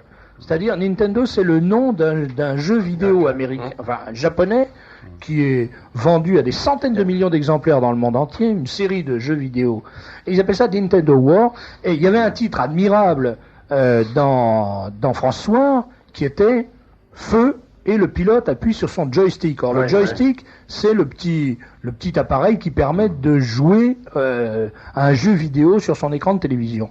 Donc, les Américains sont arrivés, la propagande, parce que c'est de la propagande de guerre, et je précise que les Irakiens aussi font de la propagande de guerre. Tout le monde fait de la propagande de guerre. D'une autre façon. Mais la propagande américaine est arrivée à faire croire aux gens pendant 3-4 jours que c'était un grand jeu vidéo qui leur était offert par CNN Télévision, et dont ils allaient se régaler pendant 3 jours. Et puis au bout de 3 jours, un général américain avait dit 2 heures. Ça a duré plus de 2 heures, se disaient les gens. Ça va durer 48 heures, 72 heures. Bon. Et puis au bout de 72 heures, c'est fini. Game is over, le jeu est terminé, on passe à autre chose. Manque de chance, c'est à ce moment-là qu'on a découvert que c'était pas ce qui se passait. Et là, il y a un effondrement général de l'opinion publique qui se dit, mais c'est pas possible, on nous a raconté des bêtises. Effondrement de l'opinion publique qui se trouve, opinion publique qui se trouve ranimée en quelque sorte par l'affaire des missiles sur Israël. Alors là, il y a un regain d'intérêt qui retombe d'ailleurs très rapidement parce qu'on nous dit, mais non, ces missiles ne tuent personne. Ces missiles, c'est des espèces de grosses boîtes de conserve qui tombent, qui font du bruit, qui blessent des gens. Les 3 morts sont des morts par crise cardiaque. Enfin, tout ça a un côté, à la fois dérisoire et répugnant. De qui se moque-t-on dans cette affaire ? Cette surmédiatisation, elle arrive quand même aussi à ce qu'on passe sur toutes les chaînes américaines, les soldats américains, les pilotes américains. Justement, j'allais en dire un mot de ça, parce que c'est tout à fait extraordinaire. On nous dit, je crois que c'est le cœur du mensonge. Depuis 2 jours, on nous dit Saddam Hussein est une canaille parce qu'il montre, ce qui est interdit par la Convention de Genève, des prisonniers à la télévision. Or, je suis désolé, Saddam Hussein, il les filme, ou il les fait filmer par ses caméras de télévision. Mais qui au monde reçoit la télévision irakienne ? Absolument personne. Même les Irakiens ne la reçoivent pas, puisque l'équipement télévisuel de l'Irak, il est très loin d'être l'équipement télévisuel de la France. Il doit y avoir un poste de télévision pour 100 familles. En Irak, on va au bistrot pour regarder la télévision. Et d'autre part, il y a des zones entières du pays où la télévision nationale n'est pas reçue. En revanche, à partir du moment où ces émissions scandaleuses, révoltantes, contraires à la Convention de Genève, sont reprises et diffusées par CNN, c'est quand même pas Saddam Hussein qui est responsable, c'est les gens de CNN qui sont responsables de ça. Je veux dire que si un type fait des photos porno dans son arrière-boutique, si personne ne les met en circulation, ces photos porno, le type est un détraqué, et la personne qui pose pour lui, à la limite, est détraquée aussi, mais le vrai responsable, c'est celui qui distribue les photos porno à la sortie des lycées. On est exactement dans cette situation. Mais là, c'est un coup de génie de Saddam Hussein. Donc 2 choses au niveau de sa tactique. Je crois qu'il a laissé venir d'abord les Occidentaux, suivant une tactique bien orientale, qui est celle du Tao. Agir par le non-agir. Alors on laisse les Occidentaux se précipiter, il n'y a pas d'avion, il n'y a pas d'armée. D'abord on est tout content, on se dit on écrase ces Arabes qui respectent pas la démocratie, c'est très bien. Puis au bout de quelques jours, il y a toujours personne, et puis paf, un petit missile qui tombe, et le terrorisme psychologique se met en place, les Occidentaux sont désarmés. Et ce qui est très intéressant dans cette diffusion des images par les chaînes occidentales des soldats américains blessés, humiliés, etc., ce qui est intéressant, c'est Danet qui en parle dans Libération. Il dit terrorisme iconique, donc terrorisme par l'image, au manque de visage de l'autre, c'est-à-dire Saddam Hussein, répond désormais l'exhibition par l'autre d'une autre défigurée, c'est-à-dire de notre visage défiguré. En fait, que fait Saddam Hussein ? Il ne fait que nous repasser Apocalypse Now, il ne fait que nous repasser Platoon, il ne fait que nous repasser la série qui déplaît tant, mon ami ADG, ici présent, L'enfer du devoir, c'est-à-dire qui est totalement répugnante et qui est le pauvre soldat qui est malheureux parce qu'il a pris 3 claques et qui est désespéré. Et il a compris cela, que les Occidentaux fondamentalement sont devenus des lâches avec leur civilisation du gadget, qui ne veulent pas se battre. Ils montrent 3 photos de gars qui sont terrorisés et ça agit magnifiquement. Nicolas, je voudrais dire un mot, après je donne la parole à Roger, je te donne la parole tout de suite. Quand vous dites il a compris ça, moi, personnellement, je suis absolument convaincu que Saddam Hussein n'a pas compris ça. Il y a quelqu'un derrière lui qui a compris et qui le conseille. Et comme ça peut pas être autre chose que les conseillers soviétiques, je suis certain que derrière Saddam Hussein, il y a des types, des grands professionnels de la manipulation qui sont des soviétiques et qui font un boulot d'expérimentation. Pour moi, la guerre actuelle dans le Golfe, elle est comparable par certains côtés à la guerre d'Espagne en tant que terrain d'expérimentation. Et pour les soviétiques, c'est un outil formidable qu'ils sont en train d'apprendre à utiliser. Roger. Ce que vous dites est très juste au niveau de la guerre Potemkin. Donc les cités Potemkin, ce sont ces cités que le ministre de la tsarine Catherine, vers 1770, met en place dans la Russie, dans son empire, quand la tsarine décide de visiter son empire. Alors elle se balade et lui, qu'est-ce qu'il a fait? Il a déguisé les pauvres, il a construit des décors hollywoodiens qui font croire à la tsarine que tout se passe pour le mieux dans le meilleur des mondes. Et effectivement, tous ces leurres, c'est des idées typiquement russes, typiquement soviétiques de mise en scène. De Grelle en parle au début de sa campagne de Russie quand il dit on arrivait dans les villes staliniennes de loin et il a peur. De Grelle, il dit mais peut-être que les ouvriers allemands qui sont venus là seront déçus de leur bien-aimé Führer et peut-être qu'ils vont se dire que le communisme valait mieux. Mais de loin, ces immeubles sont magnifiques et on se rend compte qu'il n'y a même pas de toilettes dans ces immeubles, qu'il n'y a même pas de murs. Voilà. Donc vraiment, c'est une invention soviétique. Souvorov raconte la même chose quand il raconte dans son premier bouquin. Souvorov, c'est cet officier des services de renseignement soviétiques qui a transfugué, il y a une dizaine d'années, et qui raconte dans son livre comment les soviétiques invitaient le banc et l'arrière-banc des représentations militaires de toutes les ambassades de France à Moscou pour assister à des parades militaires, et on leur présentait des milliers de chars sur un grand terrain au bord de la Volga. Le problème, c'est que les 200 chars qui étaient devant les tribunes étaient des chars, et que tous les autres étaient des leurres en carton peint, alors ce qui donnait l'impression aux représentations militaires américaines, françaises, anglaises, allemandes, etc., que les soviétiques disposaient de dizaines de milliers de chars, et en réalité ils avaient quelques milliers d'engins utiles, le reste étant des leurres. C'est exactement le système des leurres, des faux chars et des faux scuds en bois et en toile peinte dont on nous parle aujourd'hui. Cela dit, les bombes américaines, les B-52, eux n'envoient pas des leurres. Oui. Contrairement à ce que faisaient les Anglais qui bombardaient les faux canons du mur de l'Atlantique avec des bombes en bois. Roger. Il y a un truc quand même qui est important, et moi je trouve toute cette discussion très intéressante, parce que nous avons pensé à ce que nous disons. Nous sommes bien pris dans cette guerre, dans ce combat, en sachant ce qui va nous arriver. Mais je reviens quelques instants et je regrette pour les amis qui nous écoutent. Nous sommes à la radio et non pas à la télévision, malheureusement. Mais je voulais parler de la propagande. Et j'ai amené là un certain nombre de documents que je te demande, mon vieux frère, de regarder avec beaucoup d'intérêt. C'est très important. Pour montrer le matraquage de la presse, le matraquage de la télé, le mensonge. Parce que moi, je n'ai aucune sympathie personnellement pour M. Saddam Hussein. Mais le fait que ce gars soit attaqué de telle façon par un tas de petits merdeux à longueur de journée qui ne savent même pas, qui ne connaissent rien, qui n'ont jamais vu la guerre ni de près ni de loin, qui reprennent tous les mêmes phrases, les mêmes mots, les mêmes situations, les mêmes choses bien souvent fausses. Alors moi, je prépare pour le mois de mars un supplément, un gros supplément à National Hebdo. Un truc que je fais tout seul. Texte et photos.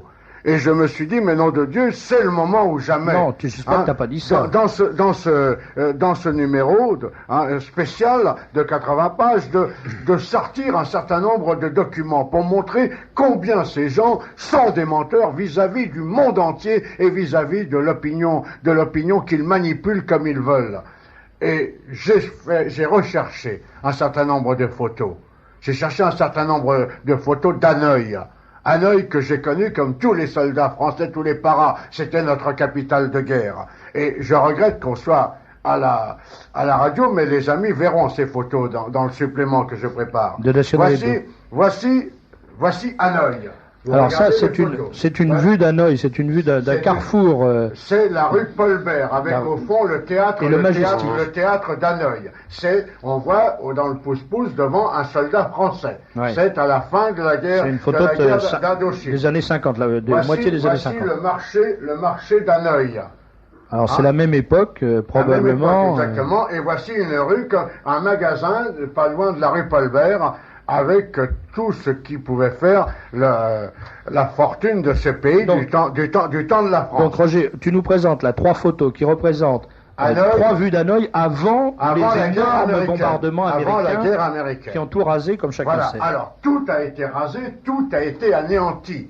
le Nord-Vietnam a reçu plus de bombes que toute l'Allemagne pendant la guerre. Voilà Hanoï aujourd'hui. Voilà, ça c'est un document. Alors on voit la rue Paul-Bert aujourd'hui. La rue Paul-Bert est le carrefour du Majestic, c'est-à-dire que les gens qui sont autour de moi peuvent voir que c'est très exactement les mêmes immeubles qui sont absolument intacts. Il n'y a pas la moindre différence. Ça c'est très très clair.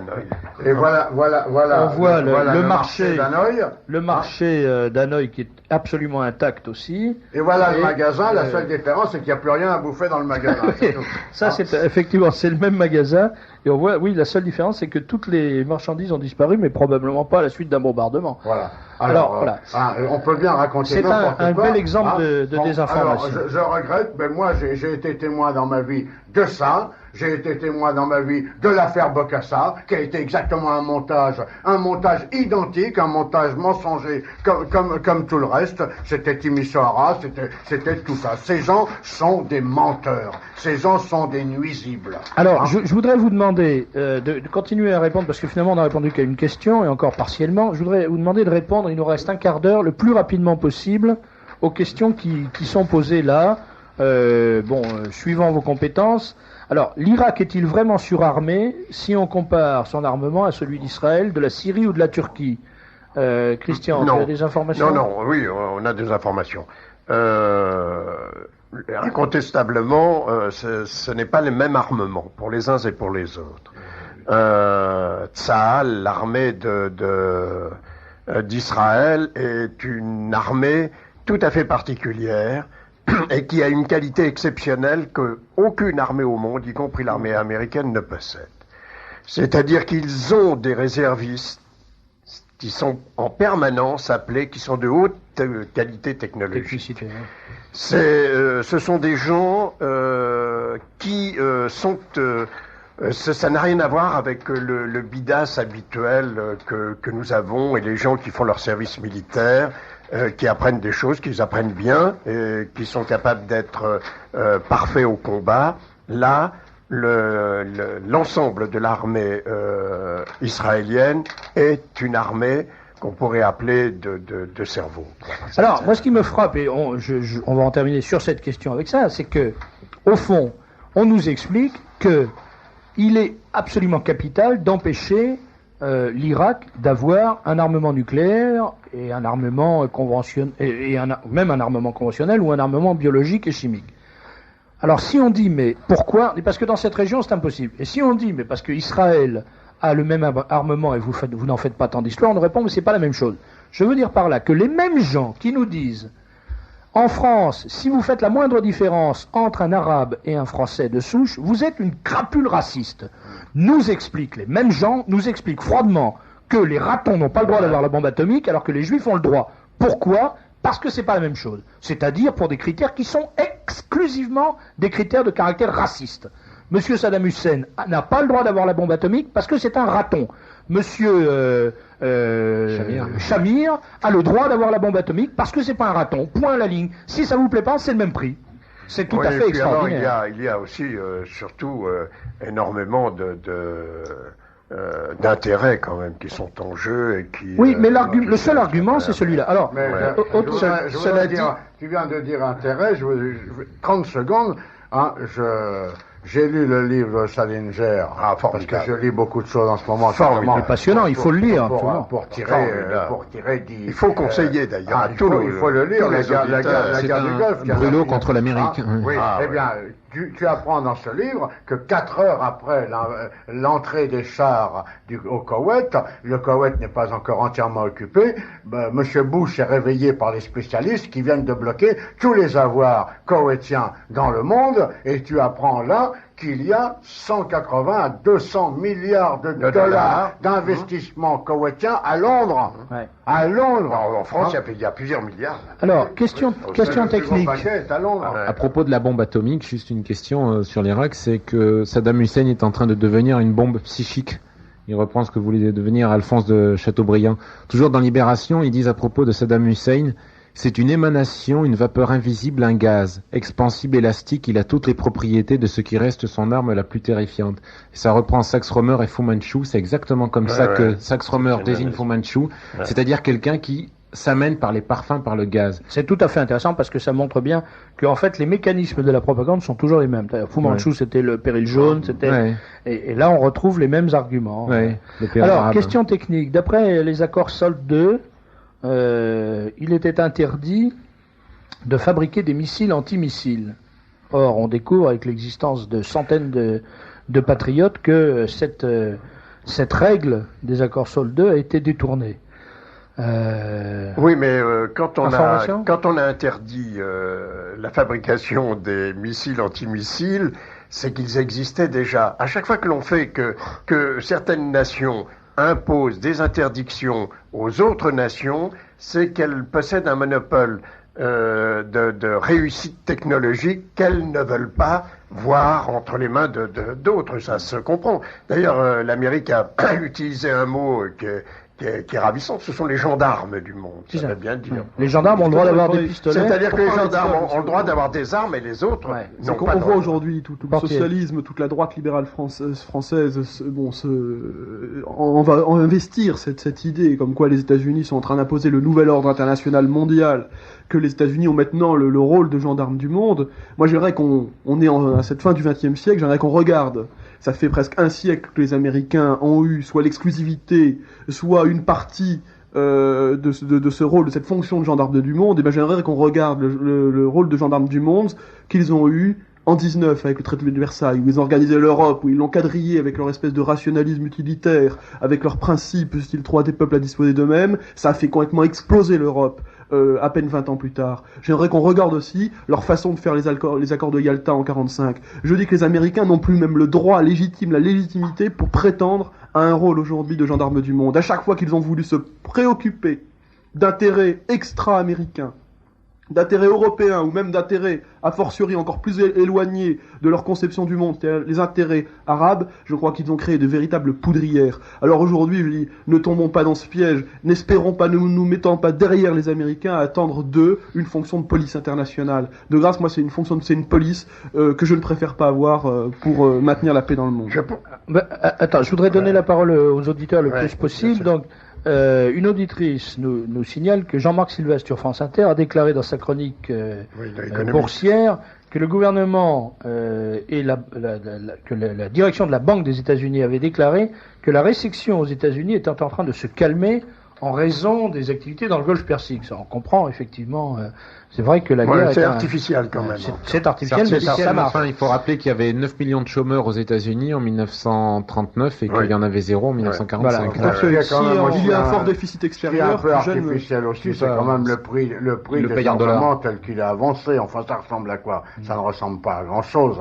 À une fusée à 9 millions lourds ou autre, c'est quand même assez ahurissant. Quand on connaît le prix des cartouches. C'est quand même, tout ça est quand même assez ahurissant. Et quand ils se mettent à compter les frais de la guerre heure par heure, mais si elle leur coûte si cher, ils ont qu'à pas la faire. C'est la fascination des chiffres. Un auditeur nous dit, si on détruit les armes nucléaires, le danger de contamination radioactive est très grand, comme à Tchernobyl. Alors, effectivement, ça paraît... Mais surtout, il y aura beaucoup plus de chances de guerre s'il n'y a plus d'armes nucléaires. C'est une opération tout à fait différente. On peut détruire des armes atomiques sans qu'elles deviennent Tchernobyl, quoi. Parce que Tchernobyl, c'est un accident... oui, sinon, avec toutes les bombes qu'on a fait exploser depuis 45 dans le monde... Une auditrice attire notre attention sur un propos qui a été tenu par M. Obadia Sofer, ambassadeur d'Israël, cet après-midi sur Fréquence Juive, et qui a dit « Soutenons notre peuple, notre religion et notre race ». C'est effectivement la moindre des choses, mais moi, ce qui m'intéresserait, c'est de savoir ce qui se passerait si, par exemple, Jean-Marie Le Pen, au lieu d'aller parler tout à l'heure au Palais des Congrès de la Porte-Maillot, venait à Radio Courtoisie pour dire « Soutenons notre peuple, notre religion et notre race ». Je pense qu'en vertu de la loi Guesso, il pourrait être poursuivi. Il n'est pas issu d'un peuple qui a beaucoup souffert. L'immunité diplomatique.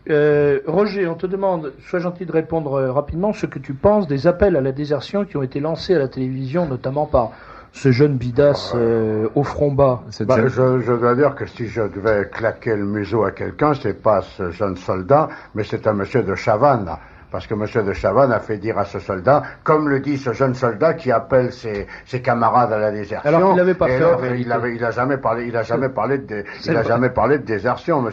de Chavannes est courageux avec la peau des autres. Alors, une fois de plus, mais enfin les gens qui appellent à la désertion, je disais ce que je disais tout à l'heure, le chef de l'État est chef des armées, et l'armée doit obéir au chef de l'État. Oui, exactement. Une auditrice me reproche d'avoir employé le mot torche-cul tout à l'heure. Alors je voudrais m'en excuser si ça lui déplaît, mais à ce moment-là, il ne faut pas qu'elle lise Rabelais, par exemple, où on le trouve à peu près 63 fois. Monsieur Olindre, question à vous. Peut-on établir, est-ce qu'il vous paraît sérieux d'établir le parallèle entre Saddam Hussein et Adolf Hitler? Mais moi, je n'ai jamais dit que M. Saddam Hussein était... Non, il vous est pas imputé de l'avoir fait. Était Adolf Hitler. Je dis tout simplement que si M. Saddam Hussein est devenu Adolf Hitler, c'est pas avant-hier. Il devait l'être il y a 6 mois, quand on était très gentil avec lui. Il devait l'être il y a quelques années quand les gens du RPR lui vendaient de l'armement, et il l'était encore il n'y a pas si longtemps quand M. Mitterrand permettait que la France lui vende 82 obusiers AMX, à grande cadence de tir, c'est-à-dire ce sont des obusiers de 155 mm qui tirent 6 obus toutes les 45 secondes. C'est pour ça que quand le général commandant les troupes disait « Nous avons la meilleure artillerie du champ de bataille », oui, nous avons la meilleure artillerie du champ de bataille avec nos ennemis en face, puisque c'est exactement les mêmes pièces qu'ils ont. Alors moi je ne pense pas que M. Saddam Hussein soit comparable à Hitler, mais quel Hitler? Le vrai ou celui que l'on dépeint? C'est ça, au processus de diabolisation. Les socialistes ne sacrifient-ils pas l'armée française pour mieux laisser entrer les soviétiques? Faut quand même pas exagérer, je pense. En tout cas, ce qui est certain, c'est que les socialistes se sont arrangés pour que la crème de l'élite de l'armée française se retrouve à 7000 km de nos frontières. Ça, c'est parfaitement clair. Est-ce que le reste est utilisable dans le désert, dans les conditions N'oublions pas que les socialistes sont quand même des masochistes et que leur guerre en 39 a amené ce que l'on sait.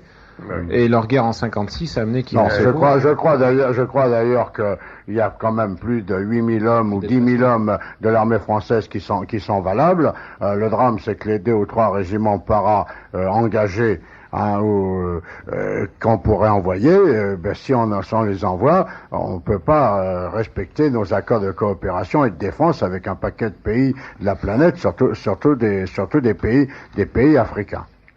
Une auditrice se déclare horrifiée. Vous êtes en train de donner des arguments aux musulmans qui sont chez nous. Alors, je dirais que c'est pas nous qui les avons fait entrer. En plus, je sais pas quels arguments. En plus, on ne donne aucun argument aux musulmans en ce qui nous concerne, nous. Nous avons toujours dit, je parle au nom du Front National, là que nous n'étions pas contre les immigrés, nous étions contre la politique de l'immigration. Et ça n'est absolument pas la même chose, et que nous ne voulons absolument pas que cette guerre donne un sentiment tel aux masses arabes qu'elles deviennent toutes anti-occidentales. Non, mais le fait de le dire, c'est bientôt, on va nous reprocher, parce que on dit que c'est en train de se réaliser, on va nous reprocher de l'avoir fait. C'est toujours la même chose. On dénonce des périls, quand on vient ensuite gérer une faillite, on nous remet la responsabilité de la faillite sur le dos. On dira à Saddam qu'il vaut mieux donner des arguments aux musulmans que vendre des armes à Saddam.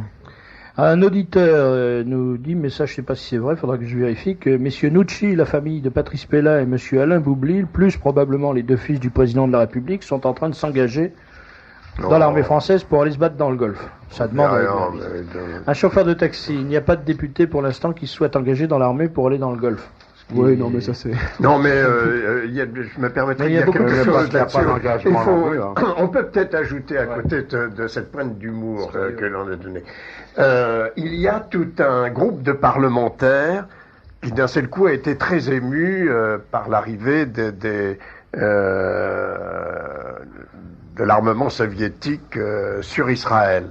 Et M. Léotard, avec des homologues à lui, va partir pour Israël afin de leur apporter le soutien des parlementaires français. C'est une chose quand même très, très, très amusante. Ça va leur faire une belle guibole. Voilà. On peut rappeler d'ailleurs qu'Israël fait payer très cher chaque missile Scud qui tombe parce qu'ils ont demandé 13 milliards de dollars aux Américains sur 5 ans pour pouvoir accueillir les millions de Juifs qui doivent arriver de l'Union soviétique. Ouais, donc à chaque fois qu'un Scud tombe, il y a $1 milliard qui tombe dans la poche d'Israël. Et Clémenceau disait... ce que demandait Saddam Hussein comme participation des Émirats à la guerre qu'il avait faite pour eux tous contre l'Iran. Et ce que la France a demandé aux États-Unis en 1919 et l'Angleterre et qu'on n'a jamais voulu lui donner. Clémenceau disait, nous dit une auditrice, les Américains adorent... Alors je m'excuse, mais je vais être obligé d'employer un mot grossier. Les Américains adorent foutre le bordel pour pouvoir ensuite venir mettre de l'ordre. Mais comme c'est Clémenceau, ça passe. Ils mettent du désordre, surtout. Un jeune homme de 23 ans se considère comme insulté par les propos tenus. Il fera partie des déserteurs car il refuse la guerre. Mais alors, je crois qu'il s'est trompé d'émission. Il faut écouter Radio Libertaire. Il y aurait des appelés dans le Golfe, notamment des appelés de Castres, nous dit un auditeur. Non, ils sont volontaires. Il y a des appelés, mais ils ne sont partis qu'étant volontaires. Alors, et sur les bateaux, c'est la même chose. On a demandé aux marins de signer un engagement limité, ou alors, s'ils refusaient, ils étaient rapatriés en France. Alors à propos de Léotard, un auditeur nous dit qu'il est moins mauvais d'avoir Chevènement comme ministre de la Défense que François Léotard, qui est un va-t-en-guerre, non plus un péteux. Ça, il le dit pas, c'est moi qui l'ajoute. Oui, mais enfin, il faut quand même aussi dire à nos auditeurs, puisque c'est une radio où ce sont les amis qui écoutent. Bon, Monsieur Chevènement a pu dire tel jour ou tel jour des choses qui ne nous sont pas défavorables, mais c'est vrai. Bon, enfin, nous ne pouvons juger que Monsieur Chevènement socialiste. Et qui prouve que Monsieur Chevènement est socialiste sont ses écrits. Si de temps en temps Monsieur Chevènement n'est plus socialiste, qu'on nous le dise. Si Chevènement constate qu'il pleut quand il pleut, en même temps que Le Pen, ça veut pas... Oui, mais il le constate de plus en plus. Il faut bien avouer qu'aujourd'hui, il y a une recomposition totale du paysage politique. À mon avis, il faut s'en féliciter. Les partis implosent, sauf notre camp, ou à peu près, qui tient bien le choc. SOS Racisme éclate complètement. Le Parti communiste éclate, se trotskise. Le Parti socialiste éclate. Je crois qu'il faut s'en féliciter. Oui. Alors, on va terminer avec une phrase que nous envoie un auditeur. Je me demande si elle n'est pas tirée du livre de Franz-Olivier Gisbert, que Franz-Olivier Gisbert a consacré à Mitterrand. En tout cas, il nous dit, cet auditeur, François Mitterrand avait dit à Franz-Olivier Gisbert, ouvrez les guillemets, ce qui me manque pour avoir la stature des grands hommes comme Clémenceau ou De Gaulle, c'est une guerre. Oui, il a cette guerre, et je pense que lui, il a tous les motifs de s'en réjouir. Il l'aura moins comme De Gaulle que comme Napoléon III. Il y a une espèce, oui, ça c'est probable.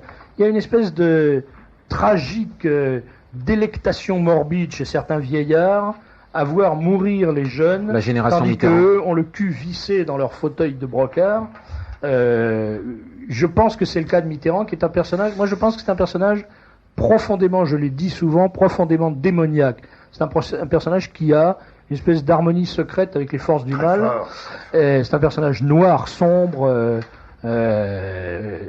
qui est une espèce de célébrateur de messe noire. Mais ça ne peut intéresser que ceux qui croient à cette partie de la réalité. Ceux qui n'y croient pas vont rire jusqu'au jour où l'heure sera venue d'en pleurer. Alors, à ce sujet, Serge, moi j'aimerais dire justement, parce que maintenant je pense que Mitterrand est de plus en plus responsable de la situation politique, qu'il essaye en effet, en tout cas il est satisfait de cette guerre pour sauver aujourd'hui un régime qui croule, pour éviter le syndrome des 10 ans, qui allait quand même commencer à monter, notamment en vue du printemps.